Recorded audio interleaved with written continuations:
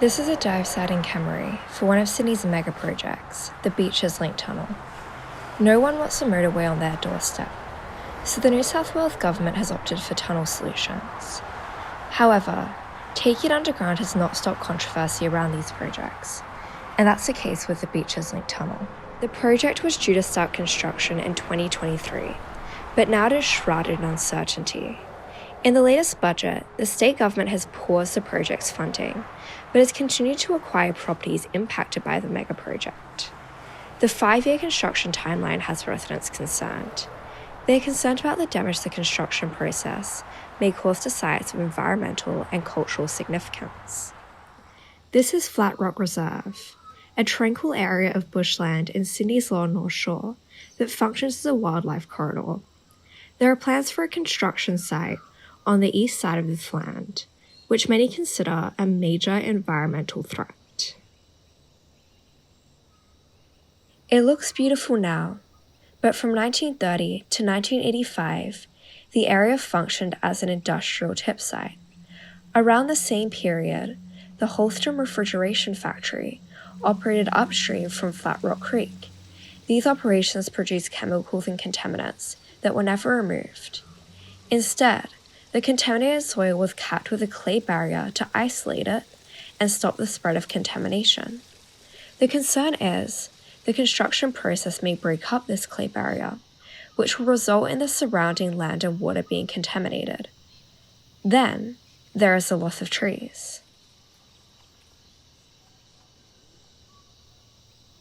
Just in this area alone, we're going to lose over 350 trees and potentially more than that if the contamination moves down the valley here.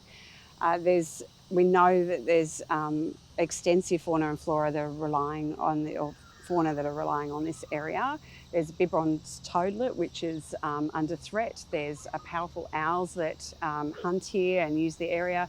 We even have wallabies that have returned to this area and echidna. There's some really significant species that really haven't been risk assessed appropriately, we don't think, in terms of the types of impacts that have been identified elsewhere in the documents. You can't just offset everything. You know, we have a wildlife corridor that runs through to the Lane Cove River here and runs all the way out to Middle Harbour. And one of the other issues is that the creek here is classified as a sensitive fish breeding habitat. That's essential to maintain those sorts of habitats to ensure the health of Sydney Harbour and the wildlife there as well. Down at Middle Harbour, where they're going to dredge to get across Middle Harbour, so they're going to take contaminated spoil, 12,000 cubic metres of contaminated spoil that they need to load into barges and barge out over 4.5 years through Middle Harbour. There's risks to Manly's little penguin colonies, which there's hardly any of those left anymore.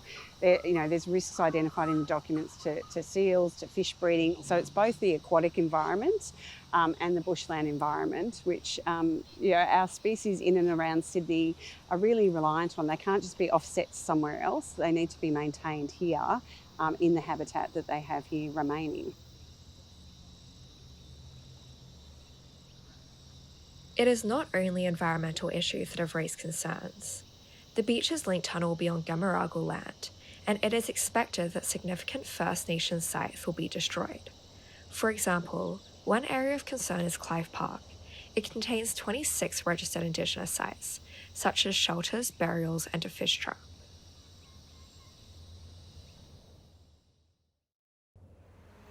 Military Road in Mossman is one of Sydney's most congested roads. Until it went quiet on the Beaches Link Tunnel project, the New South Wales government was pushing the project as a solution to ongoing traffic congestion, as well as offering employment opportunities. The tunnel is going to ease the pressure through communities which have had to deal with rat running. Of course, the challenge with Military Road, which not only in terms of its congestion has been a hotspot in terms of accidents and motor vehicle incidents now. Will the project go ahead?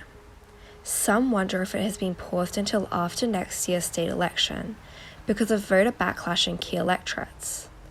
And if it does go ahead, is it the right solution? So what they're selling is that the Beaches Link will make your time travels faster, but we know that's actually not the case. That it will, build more roads, more cars come on, whereas we know that a congestion stopper will be getting people to work on a metro system in a mass transit system.